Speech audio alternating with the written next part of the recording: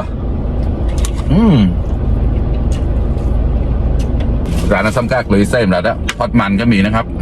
ไก่ย่างอีกเป็นปลาหัน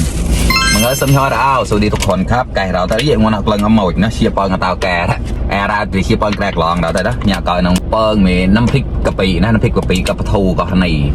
อันเอาไปได้นะฮันเอาใส่นะเป็นเชียร์กับมุจอดแล้วเราแต่ละเนี่ย50 บาทหน้าป้ายมีใจจันเชียร์ผัดกะเพรารุ่งโม่ก่อนมีนาวมาลานได้เลยเยอะมากครับคุ้มอยู่กินยังไงก่อนแล้วก็เชียร์บำรอดแหละและคงอยู่แล้วรอกเลยคอกเลยหมูเหมือนกัน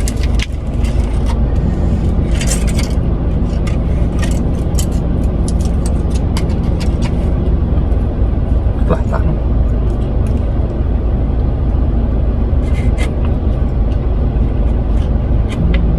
มาครับกระดาษกระพอ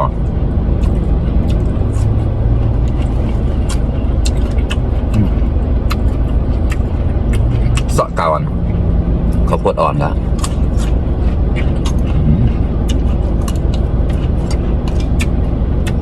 วาดเลยเจ้าจะเล่นง่ายๆมาอันนี้ไข่ทอดชะอมนะประแค่ก็ไม่จ่ายเนอะได้แหน่ละกล้า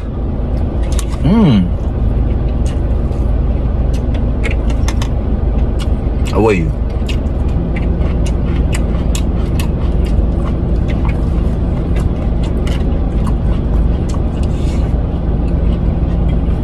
ครับคุ้มอยู่นะ50 บาทได้เยอะมากปลาทูก็ตัวหนึ่งเนี่ย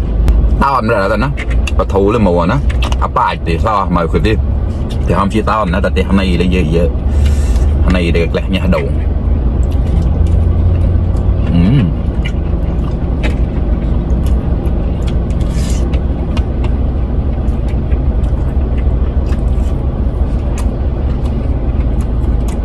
มาทำธุระในเมืองครับก็ต้องซื้อกินแบบนี้แหละบนรถเลยก็ไม่ได้ดองแล้วเนาะเราชี้ได้ชอยนะป้าเอาชี้ตะแกรง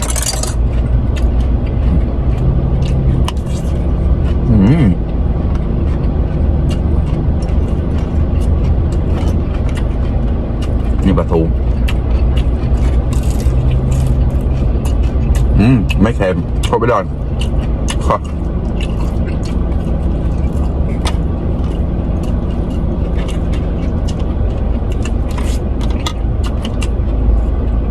เว้ย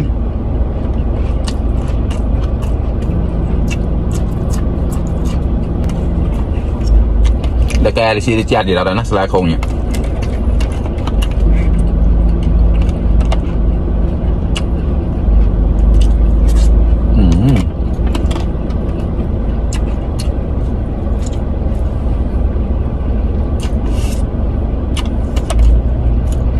รับเข้าไปใช่มั้งกระพุ้ย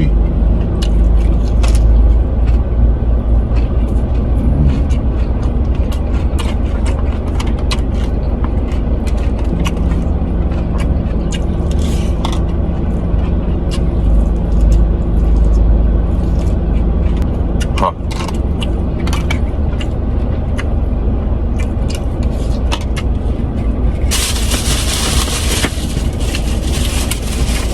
ร้านน้ำซ้ำกากเลยเส้นแล้วนะทอดมันก็มีนะครับ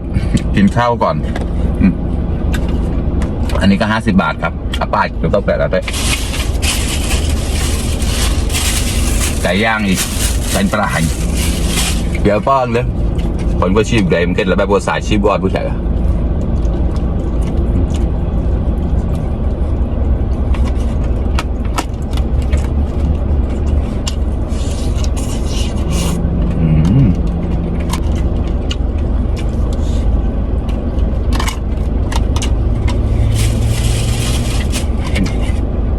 ไก่ย่าง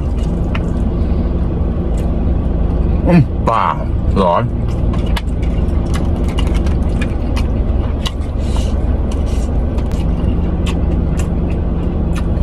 ไม้ละ10 บาท